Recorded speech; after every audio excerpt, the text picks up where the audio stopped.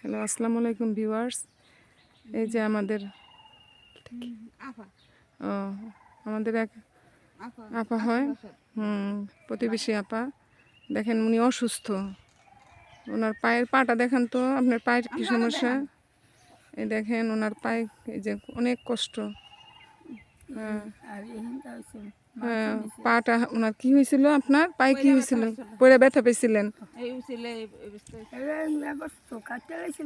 এই দেখেন পাটা কি অবস্থা তারপরে পায়ের জন্য উনি অনেক ডাক্তার টুক্তার দেখানোর পরে ওনার এই যে অপারেশন হয়েছে কয়েকটা, পরে ওনার এই যে পাশের গোশ কেটে ওইখানে লাগানো হয়েছে। এখনও অসুস্থ, এখনও অনেক টাকার দরকার ওনার সংসারটা চলে না, ওনার স্বামী নাই, ছেলে মেয়ে নাই, একা থাকে উনি। যদি কেউ সাহায্য করতে চান তাহলে কইরেন। আপনার কিছু কথা আছে? আপনার আছে কেউই? আপনার কেউ আছে? আপনি বলেন, কথা বলেন, আপনি বলেন যে আপনার কেউ যেন কিছু সাহায্য টাহায্য দেয়। আপনি তো চলার মতন সাহায্য দেন। হ্যাঁ, আপনার এই যে আমার কেউই নাই। আমি আচ্ছা বাইঙ্গা এখানে মাংস 3 নিচে, ওখানে আপনারা কিছু সাহায্য করি। এই যে আমাদের বাড়িতে আসছে, হ্যাঁ, বলার জন্য আসছে। তো ওনার দিকে একটু সবাই খেয়াল করেন, কত ভাই বোনেরা আছেন, একটু সাহায্য করার ব্যবস্থা করেন ওনারে।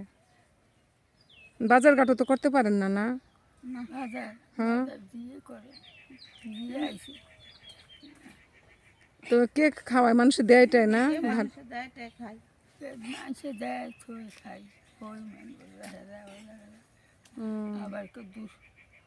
আমার ভাই করতে জমি দিছিল, এখানে বেচা 1 লাখ টাকা দিয়ে দাঁড়াই আইছি। চিকিৎসা করছেন? এখন চলার মতন আপনার আর কিছু নাই?